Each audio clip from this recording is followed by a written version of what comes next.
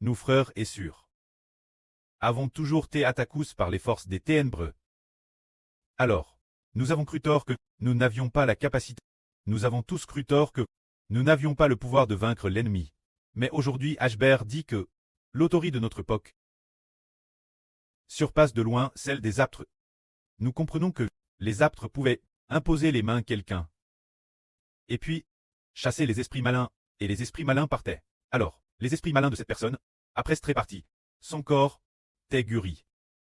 Peut-être que le corps t'est guéri, ou que les yeux pouvaient voir, que les sourds pouvaient entendre. Peut-être qu'autrefois, les aptres avaient cette autorité. Cette autorité considérée comme TRS, une autorité relativement grande. Mais ensuite, l'autorité de notre époque est encore plus grande. L'autorité de l'Israël spirituel de cette époque et des enfants d'Israël est extrêmement grande, bien plus grande encore. Parce que l'époque, le pré-cleste a donné aux aptres, le Seigneur a donné aux aptres l'autorité, leur autorité, sa grandeur dépendait de combien de personnes ils devaient battre. Cette époque, le nombre total de personnes qu'ils pouvaient battre était peut-être d'environ 20 personnes. Au premier cycle de notre heureux, ceux qui ont été sauvés, ceux qui sont venus au nom du Seigneur, étaient relativement peu nombreux. Cette époque venait de commencer. Dès que cette époque termine, les gens qui se tournaient vers le Seigneur ont pratiquement disparu. Essentiellement, depuis 200 ans, jusqu'à ce que les aptres soient décédés pendant ces 200 ans. Fondamentalement, la foi en l'évangile du Seigneur Christ est devenue le christianisme. C'est pourquoi le nom du Seigneur Christ ne pouvait pas se manifester. Alors, le Seigneur n'a pas non plus donné d'autorité aux figures religieuses. Ensuite, jusqu'à ce que prédestin par le précleste et le Seigneur, celui qui est appelé Israël, ce fils apparaisse, parce que, au premier cycle, le Seigneur voulait sauver les Juifs. Les gentils, il n'en a sauvé qu'un tout petit peu.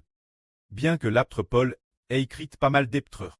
Mais en réalité, il y avait très peu de gentils, les Juifs étaient peut-être seulement quelques milliers ou une dizaine de milliers. De plus, bien, l'époque des Juifs termine, les apôtres sont tous décédés. Alors, pourquoi cette époque n'a-t-on sauvé que si peu de gens? C'est parce que, bien que Dieu, le salut venu par le Seigneur Christ, soit grand, mais ce qui donne soif de salut, se dire faire entendre parler des choses concernant Dieu. Ce sont les Juifs qui en ont entendu parler en premier. Parce que Jéhovah Dieu est le Dieu des Juifs l'origine, alors le Rédempteur des Juifs. Le Seigneur Christ est apparu. Alors le Seigneur Christ est apparu. L'origine, les Juifs. T'es peu nombreux. Il n'y en avait que quelques dizaines de milliers. Il est seulement possible que cette époque, les Juifs, en tout, ne dépassaient probablement pas 500 personnes. Et parmi ces moins de 500 personnes, l'intérieur, ceux qui furent sauvés, étaient relativement peu nombreux. Au total, madame 20 personnes, serait déjà une surestimation. Un petit peu. Ensuite, pourquoi parmi les pans, ceux que l'apôtre Paul a gagnés, étaient-ils si peu nombreux? C'est parce que cette époque, ceux qui connaissaient le précleste étaient très peu nombreux. Parmi les païens, ceux qui connaissaient Dieu étaient très peu nombreux. Plus forte raison. Pour ce qui est de celui envoyé par Dieu, le Rédempteur, il était encore plus rare, tandis que les Juifs, depuis Abraham, jusqu'à Mose, et jusqu'aux prophètes, tous les prophètes jusqu'à David, jusqu'à Jean le Baptiste, et jusqu'au Seigneur Jésus-Christ, ils avaient accumulé plus de 1 an de connaissance de ce mystère de Dieu. Concernant la voie pour connaître Dieu, ils avaient accumulé plus de 1 an d'expérience. Ainsi, ils avaient aussi l'écriture, avec les prophéties concernant Dieu, qui annonçaient que le Rédempteur viendrait. Et ces annonces ont été propagées pendant plusieurs cycles. Au début, elles furent diffuses. Ainsi, lorsque le Rédempteur est venu, ceux qui pouvaient désirer la venue du Rédempteur, c'étaient les Juifs. Les païens, eux, ne savaient madame pas qui est Dieu. Et encore moins, qui est Jésus le Rédempteur. Dans ces conditions, parmi les Juifs, il y avait peut-être des dizaines de milliers de personnes, 10 ou 20 000 personnes, des dizaines de milliers de personnes, tandis que parmi les païens, il ne pouvait y en avoir que quelques centaines. Au maximum 1 millier environ, au grand maximum, dans ce cas. Cette époque, l'autorité que le prêtre et le Seigneur ont donne aux apôtres de cette époque était faible, parce que ceux qui devaient être sauvés étaient peu nombreux. Mais, bien que ce soit peu, eux étaient les premières personnes sauves. Les apôtres furent les premiers rendre témoignage au Seigneur Christ. C'est pourquoi ils sont devenus dans le royaume des cieux les 12 fondements, bien que peu nombreux. Ils furent pourtant les premiers. Prenez le chemin préparé par Dieu Jéhovah, pour que l'humanité suive le Seigneur. La première nation, c'était eux. Mais nous, bien SR, nous ne sommes pas la première nation, mais la dernière nation. Or, cette POC-ci, ceux qui doivent te sauver. Combien sont-ils? Un tiers de l'humanité. Notre POC. Ce nombre pourrait atteindre environ 2,5 milliards. Environ 2 milliards 600 millions de personnes. Un si grand nombre de personnes, alors l'autorité que le prêt veut accorder sera d'autant plus grande, comme le frère Hbreu vient de le dire. Déesse que le soleil appara à toutes les ténèbres disparaissent. C'est pourquoi aujourd'hui Hbert dit que dans le passé, nous avons rarement entendu dire que les aptres hervaient qu'ils tuaient des serpents. C'était très rare. Et ce n'est pas écrit non plus dans la Bible. Seul le Seigneur a dit une phrase: vous vaincrez les serpents et les scorpions. Et aucun serpent ou scorpion d'aucune sorte ne pourra vous vaincre. Alors, les aptres n'ont pas non plus hervé de tuer des serpents. Ont-ils hervé de tuer des dragons? Non. Mais les frères Essur ont entendu dire que le frère Hbert a tué un grand dragon. Quant au serpent, il en a tué beaucoup. Parmi eux, il y avait un grand serpent, grand comme un grand seau de vin, pas un petit seau, un grand seau. Le serpent tête peut être aussi gros que A, plus grand que le corps du frère Hbert. Un grand serpent, le frère Hbert l'a coupé avec un couteau en bois. De plus, une fois, ce serpent n'était pas Thérèse grand, il a volé depuis le ciel pour attaquer Hbert. Le frère Hbert l'attrape. Un groupe de frères a aidé le frère Hbert lui maintenir la tête, et Hbert a utilisé ses dents pour lui trancher le corps en le mordant. Dès qu'il attire, il est mort. C'est Hbert qui a eu ce RVE de Wencheng. Et aujourd'hui, ce matin, un moment donne l'aube, le frère Hbert a également tué quelques serpents. Il était aussi gros comme la cuisse. Bien SR pas aussi gros qu'un grand seau. La cuisse du frère Hbert, elle était peut-être aussi grosse que A. Aussi grosse que A. Environ la moitié de la taille de son corps, ce qui n'est pas petit non plus. Et il a tué les grands serpents. Il en a tué plusieurs, en disant qu'il marchait dessus avec ses pieds, sans tenir d'arme la main. Il n'y avait aucune arme, il suffisait de marcher dessus, car la Bible prophétise qui écrasera la tête du diable. La Gens dit que la descendance de la femme crasera la tête du serpent. Cela signifie que la descendance de la femme est apparue. Le frère Hbert est apparu, celui qu'on appelle la grande lumière. Le frère Hbert est apparu. Autrefois, des millions d'enfants ont été séduits et attaqués par toutes sortes d'anges tchous. Ce moment-là ensuite, la grande lumière va briller.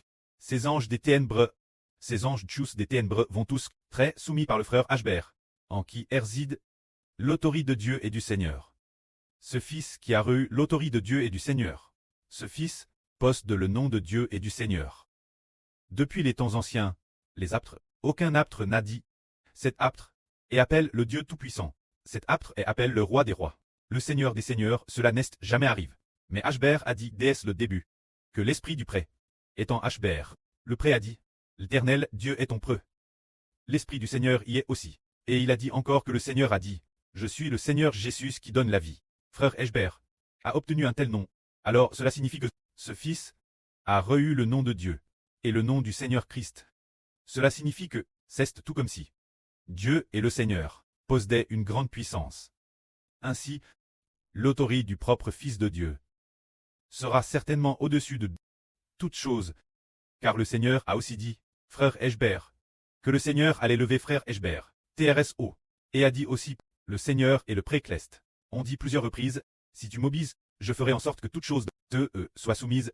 Alors pour les aptres non. Le précleste a-t-il promis ainsi en disant que toute chose serait soumise aux aptres? Non. Il ne l'a pas dit non plus. Mais frère Hbert, il a te dit, le pré et le Seigneur ont dit, si tu m'obises, je ferai en sorte que toute chose te soit soumise, c'est le Seigneur Jésus-Christ. Le pré de frère Hbert qui l'a dit de sa propre bouche.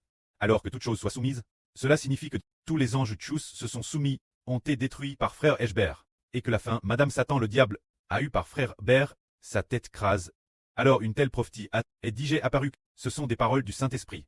Alors les diverses attaques des anges tchous ne sont rien du tout. Tant que par la foi. Le moment venu, nous serons victorieux. Alors, la foi, d'où vient-elle? Juste ces 2 ou 3 derniers jours, frère Hbert a découvert un secret merveilleux. C'était il y a 2 ou 3 jours, un jour, le pré a fait faire frère Hbert. Pendant sa sieste, dans son RVE, il a hervé que frère Hbert. C'était DJ le moment pour les frères Essur de louer et d'adorer. Mais frère Hbert tenait encore un de ses sacres. Le tenant, oh ce sac a beaucoup de salé. Je vais tout de suite le laver. Et puis, tenant frère Hbert, un téléphone portable TRS percieux. Ce téléphone appelle l'arche de l'Alliance. Les emportant ensemble, il y est Et puis, le téléphone de l'arche de l'Alliance. Il la pose PRS de cette fente. Frère Hbert, t'es le juste CT de la fente. tout en lavant ce sac. Et puis, il a constaté que, pendant que Ashbert lavait, il regardait aussi son téléphone, lavant tout en regardant le téléphone, pour éviter de le perdre. Bien que le téléphone n'ait pas été perdu. Cependant, quand il a fini de laver le sac d'eau, quand il a fini de laver ce sac, il a découvert que le téléphone avait glissé vers le bas, de peut-être 30 centimètres environ, ayant failli glisser, et tomber par terre. Ce moment-là, frère Ashbert s'est réveillé de son rêve, et cela a enseigne Ashbert disant, ne pensez pas que parce que vous estimez que, personnellement, certaines choses sont assez importantes, pour ainsi retarder le service de Dieu, et retarder la louange de Dieu, il ne faut pas retarder le moment de louer Dieu, ni retarder le moment de prier. Ashbert a compris et a comment prier le matin, et le soir, ainsi dès ce qu'il a pris. Et après avoir pris, eh bien, TRS facilement, il a tué le grand dragon, et a tué quelques serpents, et de nouveau TRS facilement, il s'est débarrasse de l'emprise des ténèbres. Cela signifie que, d'où viennent la puissance et l'autorité de notre proximité avec Dieu et le Seigneur. Il a dit que le frère Ashbert devait s'approcher de Dieu le pré Jéhovah et notre Papa le Seigneur Jésus-Christ. Alors une seule parole suffirait, détruire toutes sortes d'anges juice. Alors nous comprenons que cette prière du matin et du soir, pendant le temps de prière des Ashbert, les frères et sœurs viennent ensemble, prier ensemble, et s'approcher de Dieu ensemble, s'approcher de Dieu les yeux fermes. Et madame, quand le frère Ashbert priait, il utilisait aussi un objet pour se boucher les oreilles, bouchant l'oreille gauche, puis l'oreille droite.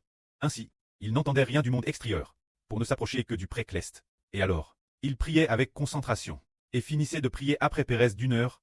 Ainsi, chaque matin et chaque soir, c'était ainsi, sans qu'il s'en rende compte. La puissance de Dieu est entre en lui, pour lui donner la force de vaincre l'ennemi. Et il ne s'assoupissait plus, auparavant s'il s'assoupissait, ce n'était pas de sa propre volonté, ni parce qu'il manquait de sommeil. C'était la force des anges Tchous qui l'emportait sur notre force. La force des esprits maléfiques l'emportait sur nous, notre force. Et ainsi il s'assoupissait, c'était pour cette raison. Alors quand, notre force, l'emporte-t-elle sur les anges Tchous, notre force, l'emporte-t-elle sur les esprits maléfiques, c'est parce que nous nous sommes approches de Dieu, et que la puissance de Dieu est en nous. Alors toutes les ténèbres se retirent. Si les ténèbres ne se retirent pas, elles sont détruites par nous. C'est pourquoi nous vainquons l'ennemi. Cela veut dire que, le pré au moment opportun, enseigne au frère Ashbert, se concentrer sur sa relation avec le pré-cleste et le Seigneur. Le mois dernier, un jour, le Saint-Esprit a dit ceci. Ashbert a ainsi dit dans le Saint-Esprit. Dit Ashbert. Ashbert a dit sur Agneau et sur Aura. Sur Agneau, sur Aura, ne m'appelez pas. Je dois me concentrer pour m'approcher du pré-cleste. Ne m'appelez pas trop souvent, hein. Je n'ai plus de temps, hein. C'est ce qui a été dit dans le RVE, ce qui signifie que le frère Ashbert par la suite doit s'approcher, doit grandement s'approcher du pré-cleste et du Seigneur. Et ainsi il aura une plus grande force pour battre Israël. La vraie lumière va jaillir d'un éclat incomparable. Toutes les forces des ténèbres ont peur de la lumière, et la lumière deste profondément les forces des ténèbres. Ainsi elles destent les forces des ténèbres, et les forces des ténèbres ont aussi peur de la lumière. Dès que la lumière apparaît, toutes les forces des ténèbres se retirent, disparaissant sans laisser de traces. Finalement, la lumière a anéanti les forces des ténèbres.